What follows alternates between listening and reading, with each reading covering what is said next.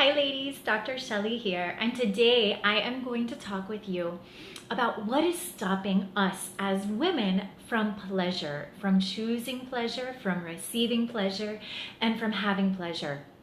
So when I ask you, what stops you from having pleasure, from choosing it, from wanting it, from desiring it? Oftentimes, it's the busyness of life. It's the million other things that we have to do. It's the busyness of our business. It's the having no time or having no money. We feel like, well, I have to put in the hours to work to make the money, and then I can choose pleasure. So work always takes the front seat because we're always busy with all these other million things, but we're not making pleasure a priority.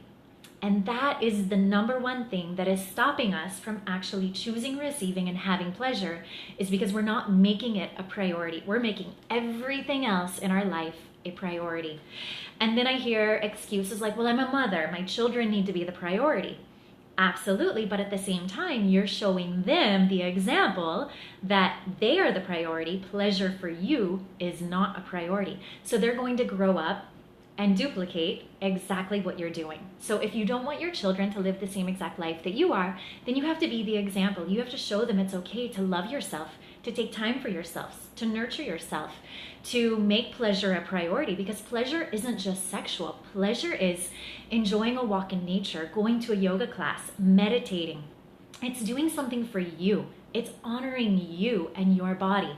So if you're not making a pleasure a priority in any area of your life because of excuses, then you'll always feel like it's unattainable, it's out of reach, you can't have it because there's a million other things that needs your attention first, and pleasure is not one of them. Now, when we really look at all the different excuses that you could come up with for refusing and resisting pleasure, we've got busyness, we've got time, we have money, we have, let's say, children, and then we also have all those subconscious beliefs that are running in the background that don't allow you to choose pleasure. For example, if you can't have an orgasm and it takes you, or it maybe takes you too long to have an orgasm, and then you already have the excuse you don't have enough time because all these other things are taking your attention, need your time, you need to be busy with your business to make money, to be successful, blah, blah, blah. Then all of that is going to tell you, well, wait a second, it takes me 45 minutes to reach an orgasm. If I want to masturbate to get to have an orgasm, 45 minutes out of my day, well, no, I need to do all this other stuff. I just don't have the time for that. So that's why it's important to learn how to pleasure your body, to learn how to have orgasms faster, so you don't have to use the excuse of not having enough time, of it takes too long to get there, or I never can get there. So the more you can learn how to have pleasure, the more you'll actually make pleasure a priority. Because it's a vicious cycle. If you can't have pleasure and receive it and feel it and indulge in it and enjoy it, then it's not going to be a priority. That's why a lot of women don't make sex a priority in their relationship, because they're not having orgasms. They're not feeling the pleasure that they should. And if they don't know it, let's say they've never had that kind of pleasure, therefore they don't know what they're missing out on. So it's not a priority. It's a leave it or take it. As I've often heard, 50% of women claim sex is work. It's only work because you're not having the kind of pleasure that you could be having or should be having. So pleasure and work, we use them against one another. We're too busy with work to have pleasure. Pleasure feels like work. And if you have that excuse that pleasure feels like work because it takes too long to get there, it takes time, it takes this, it takes that, whatever your excuse is, then work is never going to be pleasurable. So that's where we have to get rid of all these excuses and choose pleasure. We have to make pleasure a priority. We also have to look at some of the other subconscious belief systems that are running in the background, such as all of those slut-shaming belief systems that we were taught as young girls. For example, I was reading online yesterday. I'm doing some research for an upcoming class I'm doing for parents about how to discuss sex with their teenagers. And I came across this website that told me a couple different case studies of the sex education that these girls are receiving in high school today.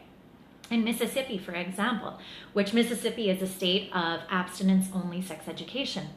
They literally, in class, took out a peppermint patty, opened it, passed it around the room so everybody could touch it, and then they said, if you have sex before a marriage, you are going to be dirty just like this peppermint patty. And then in California, a school actually was sued by parents and lawyers because the school showed a video that says if you have sex before marriage, if you're not a virgin when you get married, that's comparable to a dirty shoe. And in the video, they literally showed a dirty shoe. This is what you are. So this is what we're teaching these young girls today, that if you have to wait until marriage to have sex, that if you can't enjoy your body, if you can't have pleasure, that you're dirty. You're a dirty shoe. You're a dirty peppermint patty that's just been passed around. So we have a lot of those subconscious belief systems running in the background in our mind that's actually stopping us from choosing pleasure, from wanting pleasure, from feeling pleasure, because that little voice in the background is telling us, no, we don't deserve pleasure. Pleasure isn't good. Pleasure is a sin. Pleasure is dirty. So we have to stop running those programs in our computer bank called our mind. We have to stop telling ourselves that. And every time they show up when we're about to choose pleasure, we have to push them away. We have to get rid of them. We have to shut them down. We have to tell them, no, you no longer serve me. You're not my belief system. I may have learned that from parents, society, education, school, whatever, whomever. You don't belong to me. I am going to choose pleasure for me. And that is the first step in feeling, having, and choosing pleasure, is literally choosing it, making it a priority, and getting rid of all the excuses, all the belief systems, all the bullshit that we've bought into from the time we're little, which is a lot. Little boys were applauded for masturbating, laughed at for masturbating. Little girls, don't touch your private parts. Don't do that. And even in that, private parts, those are your private parts. Don't do that. Don't touch that. That's dirty. Up to sex education. And even if you do enjoy sex, even if you're out there having multiple partners, girls are more likely to be judged than boys are. Boys are high-fived. Great, good job, man. Girls are, oh, she's easy, she's open, she's a slut, she's a whore. So it's all of that negative sex, slut shaming that stops us. Even though we're not aware of it, we may not even be thinking those thoughts. It's a lot of that deep programming that is actually stopping us from choosing pleasure. Along with the time, the money, the success, all the other stuff we have to do, the kids, that mile-long to-do list that we have, that stops us from making sex and pleasure and orgasms a priority in our life. So today, say yes to pleasure. Say yes to taking 30 minutes or an hour for you. Say yes to sex with your partner, even if you don't feel like it, even if you're not in the mood, even if you have a headache. Just say yes to sex and pleasure and feeling good. Say yes to taking a walk in nature. Take that time, no matter how busy you are. This is one of the things I love about my relationship. My husband will come home from work and I'm busy working. I'm like, no, I gotta get this done. I have a deadline, gotta get this done. But he always reminds me of what's important. Like, babe, time to shut down. Let's go take a walk in nature. We live in paradise. We haven't been to the beach in how long? So he's always that voice of reminder for me that, no, it's okay to not be a workaholic. Work will be there when I'm dead, when I can no longer have pleasure. So what's more important, my work or my pleasure? And I usually always try to choose pleasure. And when I do choose pleasure, it's amazing. It's like the work just shows up. Clients show up, money shows up. So when I try to force things into existence, no, I gotta get this done, I gotta work, I gotta da da da da da da, all of that, that actually makes my work a lot harder. It makes me feel like I have to force money to show up to me. When I take time and I just go be and I have fun and I play and I choose pleasure, it just shows up as if by magic. So say yes to pleasure and watch your life around you transform and watch you enjoy life more, because as you choose pleasure, every little bit, every little area of your life actually becomes more pleasurable, even work. And so I'll see you next week in next week's Facebook Live. Have a beautiful day, ladies, and choose some pleasure today.